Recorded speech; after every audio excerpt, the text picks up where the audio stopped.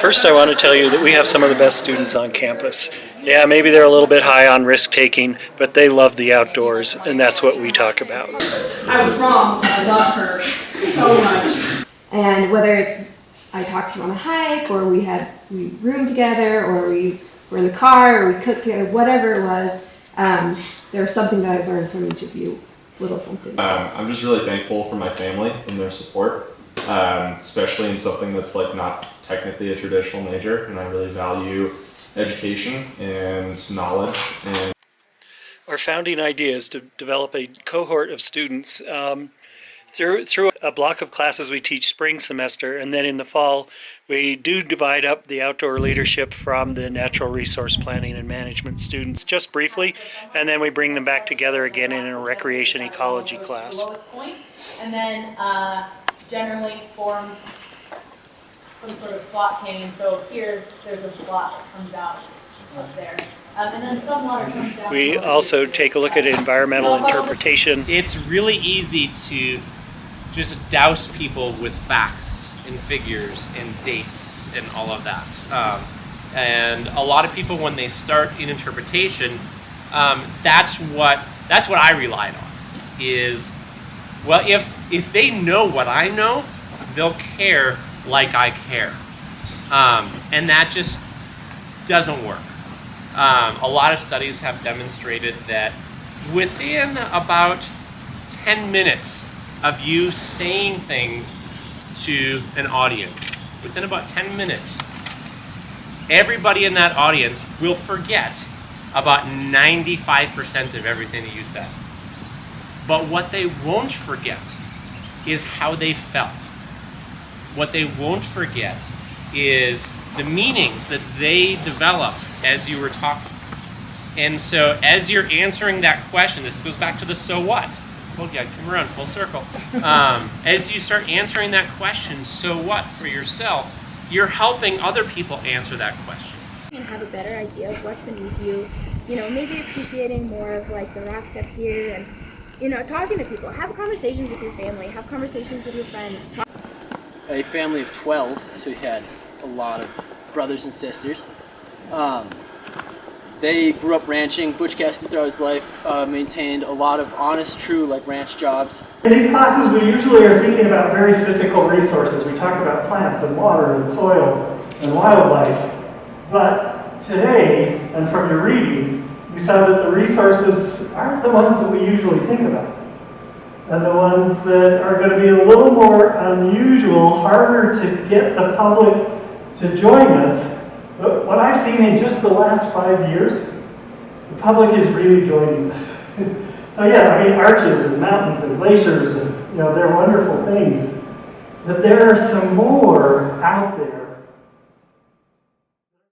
So what I want to do here during our next 10 minutes is I want to talk a little bit about trails, the role of trails in parks, and then talk a bit about trail assessments. I could also do a slope angle here, run that same protractor edge, and take a look over here. And like so many of our topics in outdoor recreation ecology, diversity adds to the health of our streams.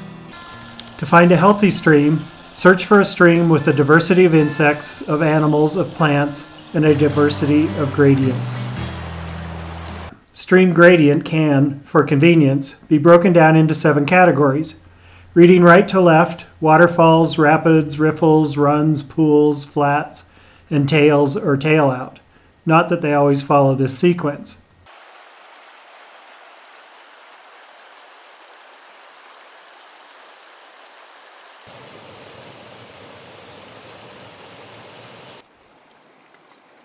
Wilderness safety is a very broad class. It applies to anyone who's outdoors.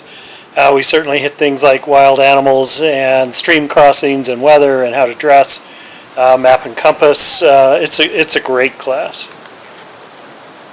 Somewhere in there. Here. Beeline, straight to it. Yeah. Yeah, because I mean, we went up there last night. Right? Like, we could get up there. Think about this, Jenny. You remember? Students in 5410 get to learn quite a bit more about their government. the agencies that they'll be working for, the laws that they'll be working under. You can't do any planning if you don't understand NEPA and FLIPMA. So we get pretty deeply into these subjects, and the students can find a home here. This is what I'm getting my understanding from, yes.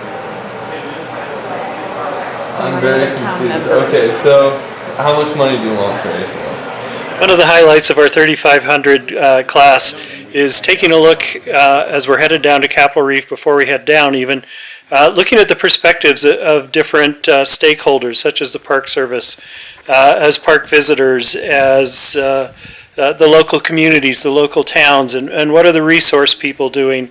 And then we take a look at conflict, and we look at crowding and how people work together out on our public lands. Probably the theme of 3500 is diversity. We certainly look at a diverse set of activities that people like to participate in, diverse environments. Expectations can be quite diverse.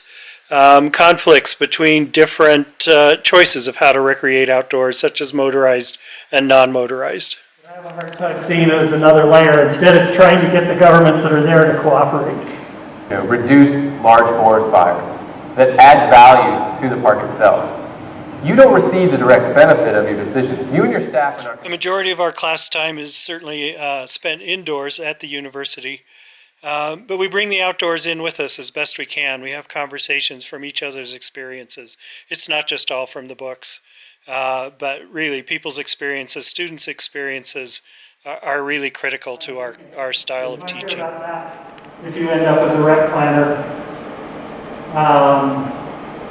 the Grand Canyon and other canyons that are downstream of big dams like the Glen Canyon Dam or Finding Gorge Dam, those beaches are slowly all washing away. And those beaches really are the best place for people to camp because they're not going to grow vegetation anyway. And if all of the beach washes away,